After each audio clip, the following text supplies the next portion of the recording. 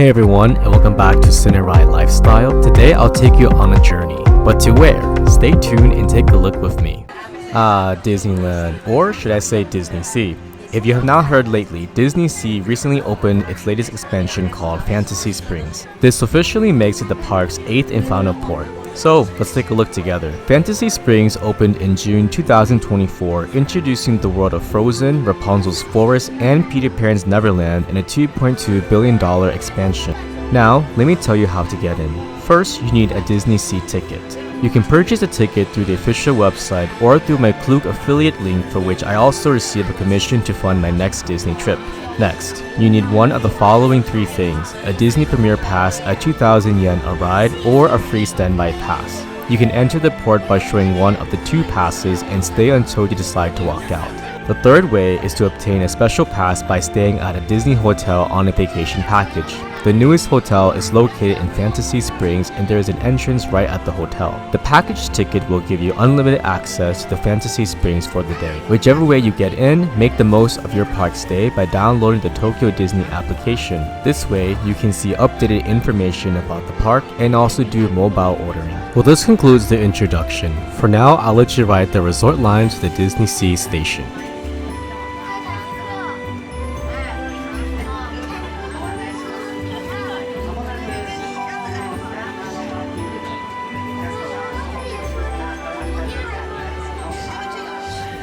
Alright, here we are at port number 8, DisneySea Fantasy Springs. The port's rockwork is one of the largest Disney has ever worked on. The rockwork focuses on Peter Pan, Anna, Elsa, and Rapunzel, with minor characters hidden throughout.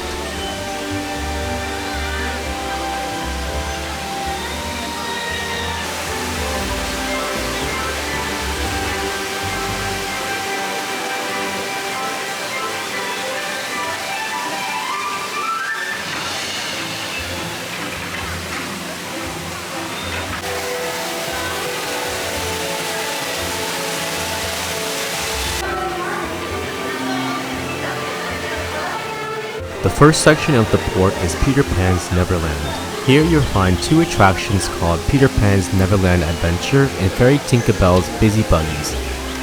The main restaurant is Cookout, and the popcorn wagon is in front of the Busy Buggies ride.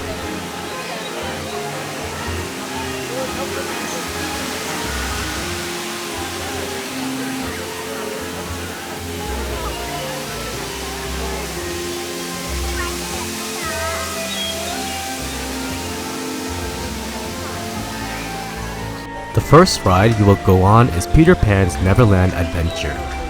Guests are taken on an adventure to rescue John from Captain Hook. Walt Disney Imagineers designed this dark ride to last 6 minutes. In addition, 3D goggles are necessary to enjoy the ride. As it stands, you will need a Disney Premier Access or standby pass to get onto the ride.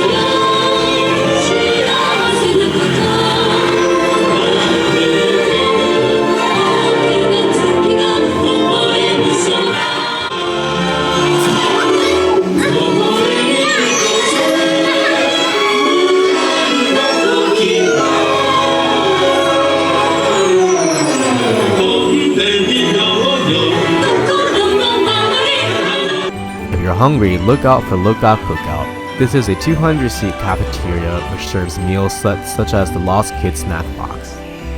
The box contains chicken tenders, banana chips, shrimp chips, seaweed fritters, chicken tenders, and popovers. Pixie Dust Soda, a kiwi flavored drink, is also a must-try.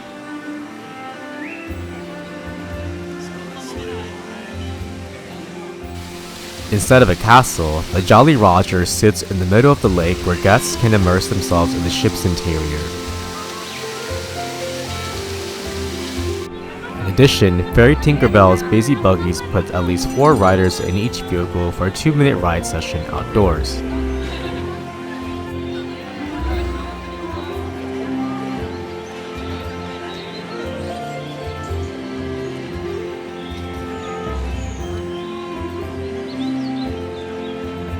Fantasy Springs also contains a brand new hotel. Guests have direct access to Fantasy Springs and may enter the port as often as they would like. There are 2 main wings. The Fantasy Chateau has 419 rooms, while the Grand Chateau has 56 rooms with a shared private lounge.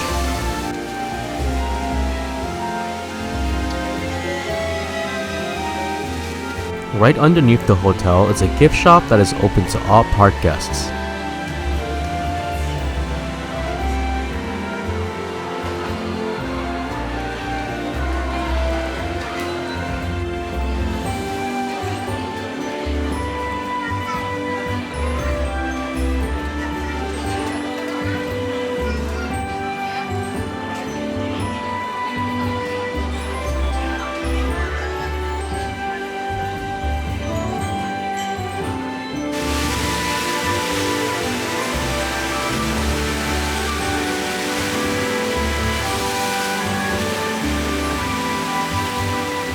Located in the center of the park is Frozen Kingdom. It is the largest area of the port, taking up almost half of the total space. The main attraction is DisneySea's version of Frozen Ever After. The Banquet of Arendelle is the area's main food court, offering set meals. In addition, you can also order Swedish cardamom rolls at Oaken's OK Foods.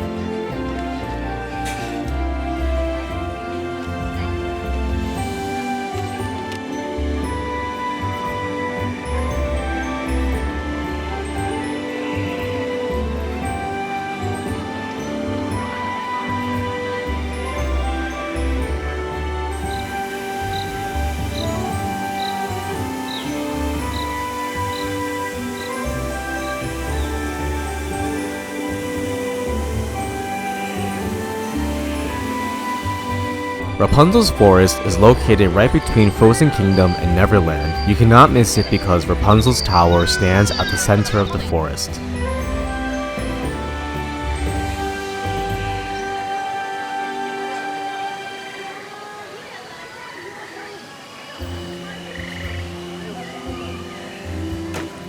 Here you can try one of many offerings at the Snuggly Duckling. As a replica of the tavern featured in the film, the counter-service restaurant offers Rapunzel-inspired eats. Choices include Duckling's Dream Cheeseburger and Sweet Ever After dessert, a lemon and strawberry-based pastry.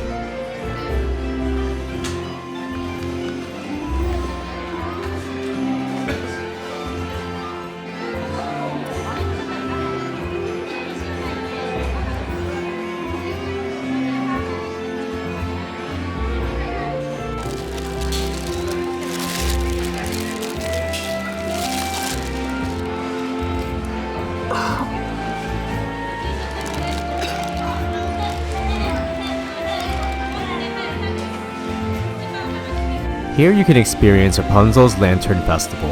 It is a 5-minute water ride that takes 16 guests per boat on a journey through Rapunzel's love life during the Lantern Festival. The scene with the glowing lanterns lighting up the night sky has become an iconic image from Fantasy Springs.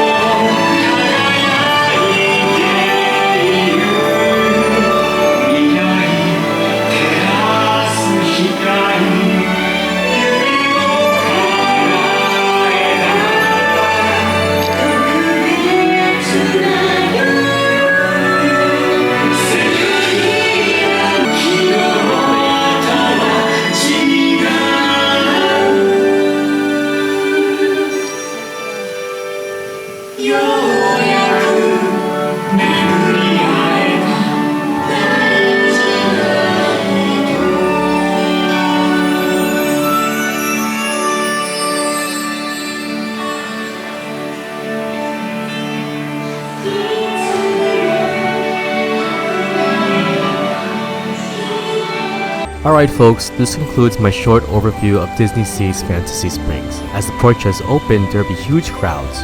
Make sure to plan accordingly and refresh your Disney app often to see when new passes are released. Happy travels, and I hope you have a great time at DisneySea.